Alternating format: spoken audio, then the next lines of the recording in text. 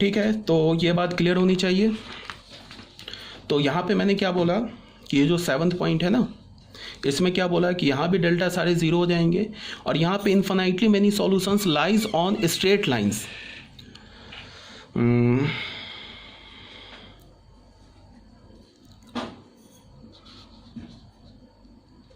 Not a straight line,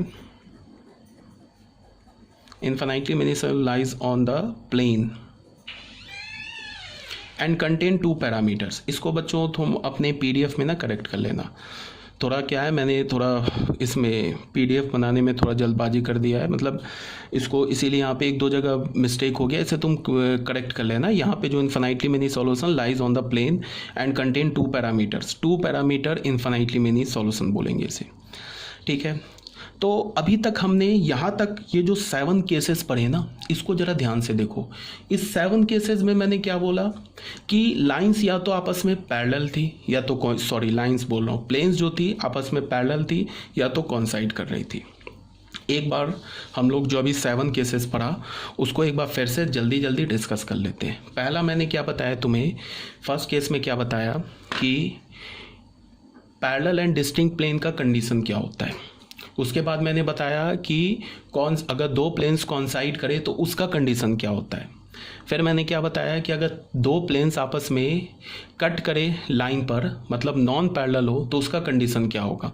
A1/A2 या तो B1/B2 के इक्वल ना मिले, या तो A1/A2 या तो C1/C2 के इक्वल ना मिले, या तो B1 ऐसा मिल जाए A1/A2 is equal to B1/B2 but not equal to C1/C2, तो भी दोनों प्लेन्स क्या होंगे, आपस में नॉन पैरेलल होंगे। नॉन पैरेलल होंगे तो एक स्ट्रेट लाइन पे कट करेंगे।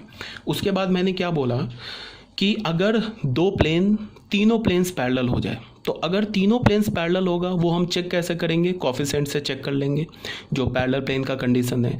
तो अगर तीनों प्लेन्स पैरेलल एंड डिस्टिंक्ट हो जाए, उस केस में मैंने क्या बोला कि डेल्टा और डेल्टा आई ये 0 होगा, ठीक है। और हमें क्या मिलेगा, सिस्टम ऑफ इक्वेशन इनकंसिस्टेंट होगा और नो सॉल्यूशन होगा।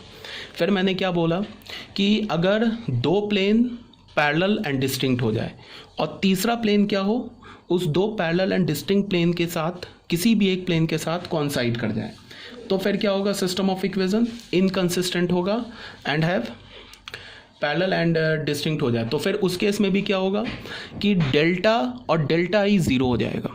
डेल्टा और डेल्टा आई क्या हो जाएगा, 0 हो जाएगा। क्या बोला कि 2 प्लेन आपस में क्या हो जाए, पैरेलल एंड डिस्टिंक्ट हो जाए, और तीसरा प्लेन उन 2 प्लेन्स के किसी भी एक प्लेन के साथ कॉन्साइड कर जाए, तो भी ऑब्वियस सी बात है कि कोई सॉल्यूशन नहीं आएगा। और इस केस में भी डेल्टा और डेल्टा आई 0 हो जाएगा। अगर तीनों प्लेन कॉन्साइड कर जाए तो फिर क्या होगा, इन्फिनाइटली मेनी सॉल्यूशन होगा, और इस केस में भी डेल्टा और डेल्टा आई 0 हो जाएगा। अगर 2 प्लेन आपस में पैरेलल एंड डिस्टिंक्ट हो जाए और तीसरा प्लेन अगर उस 2 पैरेलल एंड डिस्टिंक्ट प्लेन को कट कर दे, तो इस केस में क्या होगा, डेल्टा 0 होगा और any one of delta I is non zero होगा, ठीक है। तो ये बात बताएगी आपको। 48 एक बार देख लेते हैं हम लोग, इसको दोबारा देख लेते हैं। 46, 45, 44, वेट करो।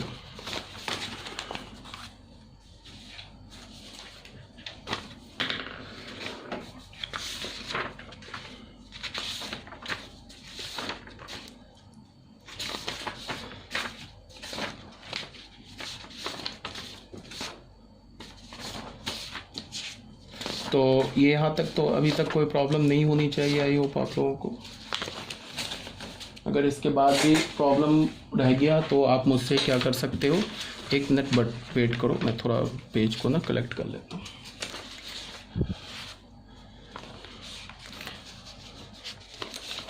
और अगर कोई प्रॉब्लम रह गया तो आप मुझसे क्या कर सकते हो, जब हम लोग ऑनलाइन इंटरेक्ट करेंगे ना तो उसमें आप मुझसे डाउट पूछ सकते हो, ठीक है। तो 48, 47, 46, 45,